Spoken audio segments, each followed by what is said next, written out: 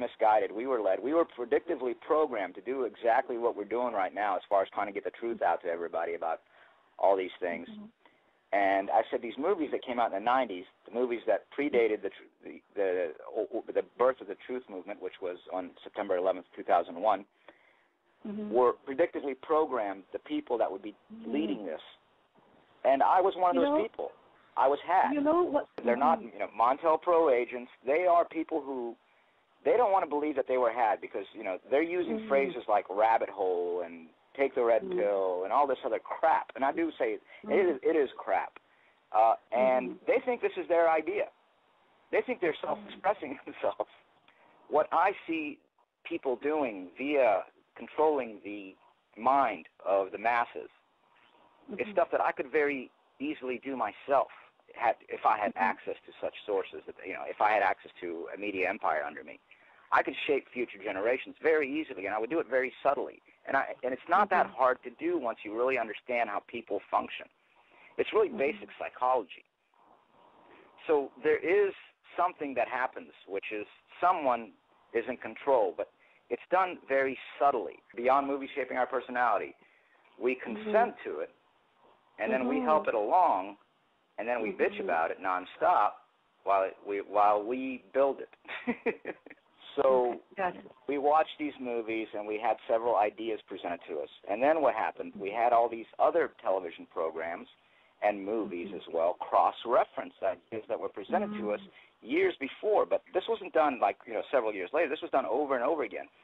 And people say, you look at something like South Park or actually any cartoon in prime time. What do you see?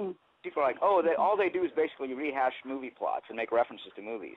Well, they're not doing that because, they might be out of ideas, but they're doing it because it keeps that idea alive in your head. The repetition. Exactly, repetition, reminding, and now something that's subconscious, what's going to start doing is the more it gets cross-referenced, it's slowly going to start rising to the conscious mind. At some point, it's going to rise to your conscious mind. At some point in your lifetime. And the trick is, if when it rises to your conscious mind, you forget the source of it. That you think it came from you. You think you're self-expressing when you were really just repeating a program that was embedded into you, somebody else's idea, and you are, in other words, you've been robbed of your individuality because you are now basically running a software subroutine that you think came from you. And Hollywood likes to reveal the method, and I've talked about this movie. Inception. Yeah, Inception. Nope. There we go. Yes. Inception. Okay. Yes. So what happens in Inception?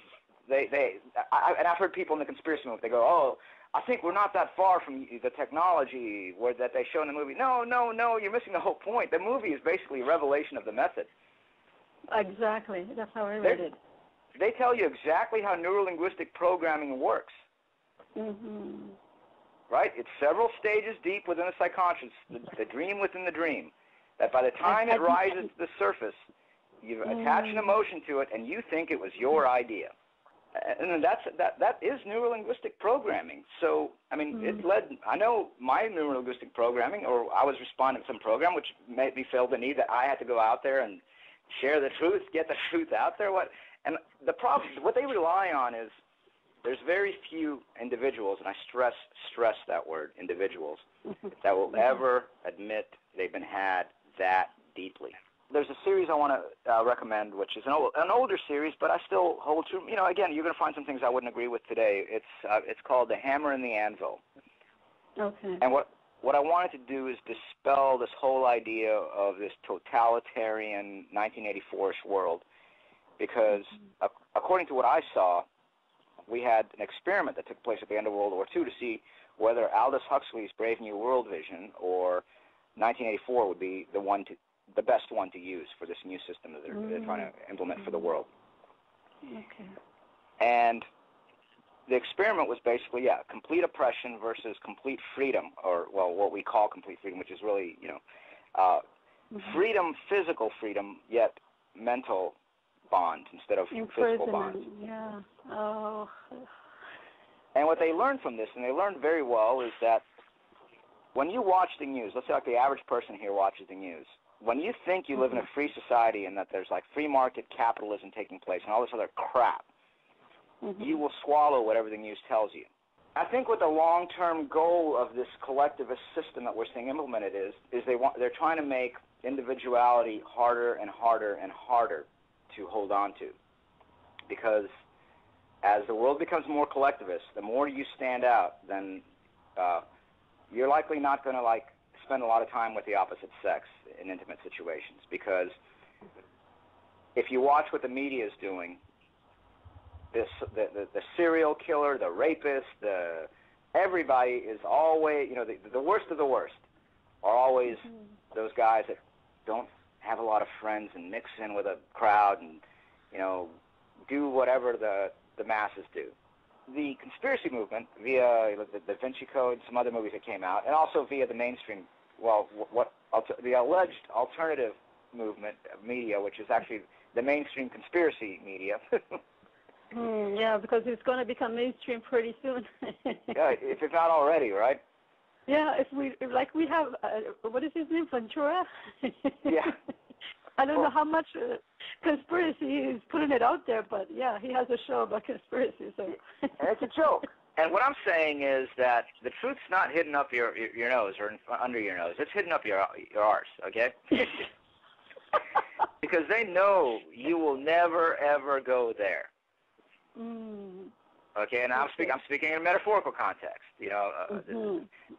because what we're talking about, certain areas people won't go, and I've mentioned this in my show before, but I want to reemphasize this, is we were talking about children's programming, the neurolinguistic programming. Why are all these anal references in children's programming, right? Yeah. And again, we know how, and I'm going to get more into this, but how neurolinguistic programming works. You drop an idea, and then eventually you attach an emotion to it, and people are going to think they're exercising their own opinion because, as Inception told us, that's how the system works. So there was a teenage sexuality conference, and I remember reading a story a few years ago, and one of the presenters there was going to do the topic of rampant, how anal sex among preteens is now epidemic. Okay. Okay, we're talking about preteens. And they wouldn't let him present. And he goes, I thought we were doing a conference on teenage sexuality. Why can't I present? They said, because we don't want to hear about your particular fascination. Fascination, you say? Yeah. They thought, what they did was exactly what the media's programmed. They're like, you're a pervert. I mean, regardless of how blatant the problem is, because people are programmed not to go there. Not to look in, yeah. There you go. Regardless of how facts and statistics might paint a completely different picture, they won't go there. And what are they doing? They're attacking this poor guy who noticed that this is a problem. I mentioned the teenage cults, right? They figured out how to, and I'll be talking more about this, basically take teenage rebellion and turn it towards useless avenues. So rather than having, they needed to come up with like a place, they needed to come up with a smaller collective for those who didn't want to become part of the bigger collective. So they had the goth movement and things like that, right? Yes. So isn't that kind of like what the truth movement was? Wasn't it for those people that were just like refusing to like fit into the mainstream culture, so they like just came up with this idea for us to fall into? The Matrix and the Terminator are basically the same movie. Okay? And what is it about? It's about mankind versus machine. But isn't collectivism the loss of individuality, the machinization of mankind? So we have this vision that was planted, again, I think Hollywood basically distracts us from the real agenda, which is that we are being turned into machines. Yeah. So this war between man and machine is exactly what I'm talking about right now, holding on to our individuality. Yeah, and the thing is, the moment you start grouping is the moment you become open to infiltration and, going back to right back to the Terminator salvation thing. They can always find an optimal unit to come and infiltrate you. Yeah. Even one that's not even aware that he's infiltrating you.